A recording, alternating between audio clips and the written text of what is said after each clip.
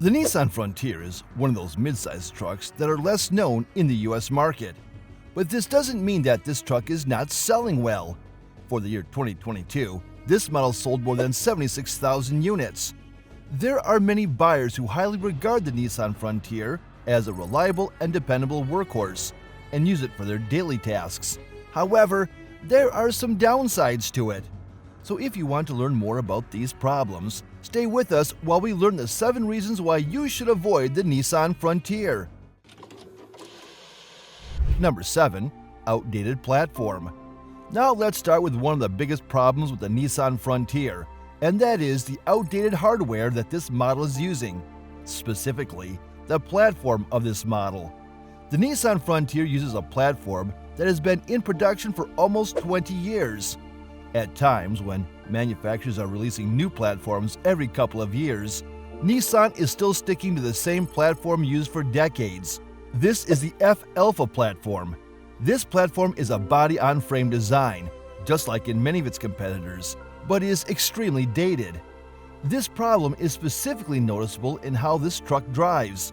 Other mid-size pickup trucks have outpaced the Frontier to a great extent in this aspect. The Frontier, since it packs the same suspension components, sway bar, and differentials, is basically a 12-year-old truck in a modern shell. It doesn't have the same driving characteristics as the competitors, and this is extremely noticeable if you already tested a competitor truck. If you've driven a different modern truck, you will stay away from the Frontier because it simply does not drive as a proper modern mid-sized truck. This is why we had to add this problem to our list. Nissan has to be more aware of this and offer something better instead of doing refresh after refresh on the exterior styling. They need to work on the structure of this truck and make it more contemporary.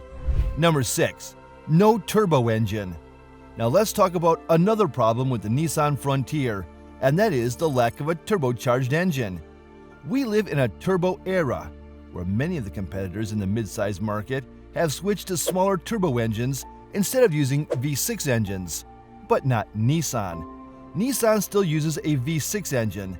This is a 3.8-liter V6 that is naturally aspirated and produces up to 310 horsepower and 281 pound-feet of torque. Overall, these are solid numbers, but we can tell you that these numbers are a far cry from its modern turbo competitors. Just for reference, the Chevy Colorado and GMC Canyon use a 2.7-liter inline 4 turbo. This engine produces up to 310 horsepower and 430 pound-feet of torque. This is a massive amount of torque when compared to the Frontier, and this torque in the turbo engine is available relatively low on the RPM band. This means that you don't have to wait until you get the max torque. The torque is fairly instant, and the experience is incredible. These trucks basically glue you down to the seat when accelerating. This is why we think that this is a downside to the Nissan Frontier. With a turbocharged engine, this model can deliver plenty more performance and offers a better driving experience for the owner. When or not are we going to see such an engine is unclear, but it should be expected in the following model years. Number 5. No hybrid engine. Now let's cover another downside of this model when it comes to the powertrain, and that is the lack of a hybrid option. The era of hybridization is on, and many competitors have already started to offer mild hybrid mid-sized trucks, such as Toyota with its Tacoma iForce Max, and soon the Ford Ranger will also come in a hybrid variation.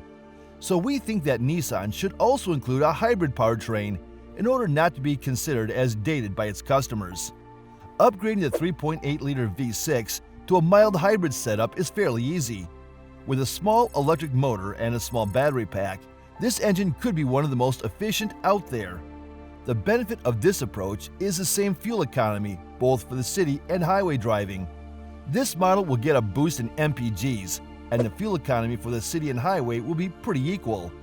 This will result in good savings when it comes to gas. Overall, there should be a 30 to 40% improvement over the current model in terms of fuel saved.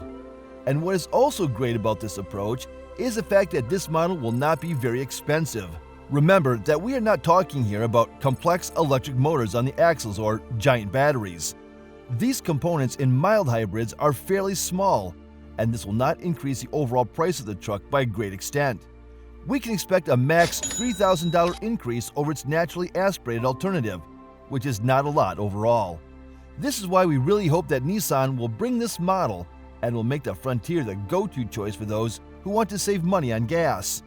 Number 4. Average towing and payload capacity.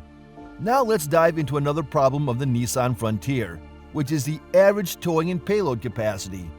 This model is a mid-sized pickup truck, but when compared to the competition, it performs quite averagely, with no major advantages over its competitors. With this in mind, many of the customers opt to go elsewhere and choose a different truck than the Frontier. When it comes to the numbers, the Nissan Frontier can tow up to 6,640 pounds and take a payload of up to 1,590 pounds. With the next model year, Nissan is trying to improve the numbers a bit and offer up to 7,150 pounds of towing capacity. This is a good move by Nissan because competitors offer plenty more. Just for reference, the Chevy Colorado, GMC Canyon, and Jeep Gladiator can take a payload of 7,700 pounds, while the Ford Ranger can tow up to 7,500 pounds. This improvement will bring the Frontier closer to these trucks and will definitely allow it to sell in more units. Number 3. Average fuel economy. Fuel economy is a major talking point these days, with gas prices exploding. People are being more conscious when it comes to their investments, and they want to spend the money on something that is more efficient. And since the Frontier is a pretty dated model with a dated powertrain, things are not particularly looking good. This model is a pretty average performer. It will get you up to 18 miles per gallon in the city and 24 miles per gallon on the highway. Not terrible overall, but things can be a lot better. As we noted previously, with a mild hybrid setup, you could have up to 26 miles per gallon combined, both city and highway. This will make this model basically the go-to truck for those who want something really efficient. This is why we think that Nissan should add a hybrid to the lineup and bring this model up to more modern standards. This way, the company will definitely thrive and offer a truck that everyone wants. Number 2. Limited number of trim levels.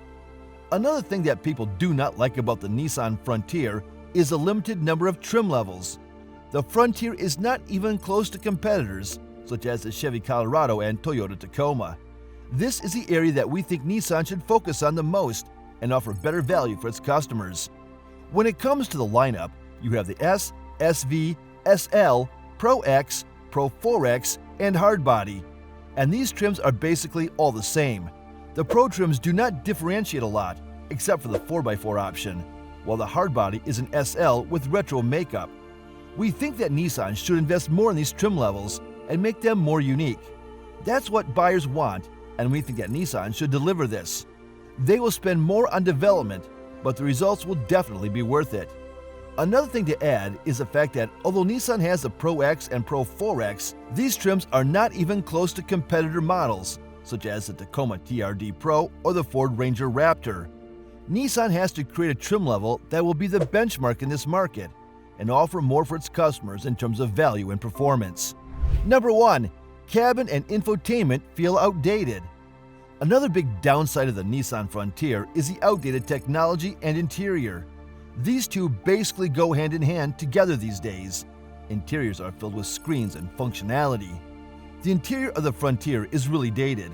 The seats are not as comfortable as the ones in competitors and do not offer much adjustability. The Toyota Tacoma is miles ahead of the Frontier in this regard. The level of tech is also a big problem for Nissan. They simply do not manage to create an infotainment system as competitors do. The system is slow and laggy. It can be frustrating to use, and many of its users simply prefer to use Apple CarPlay and Android Auto. What is good for the next model year is the fact that this model will get a new screen that is reportedly pretty good and will solve many of the problems with the previous model. This model will have a 12.3-inch infotainment screen that uses very advanced software and hardware that is much better than its predecessor. Overall, a good upgrade in our opinion. Having such features will definitely attract more sales for Nissan.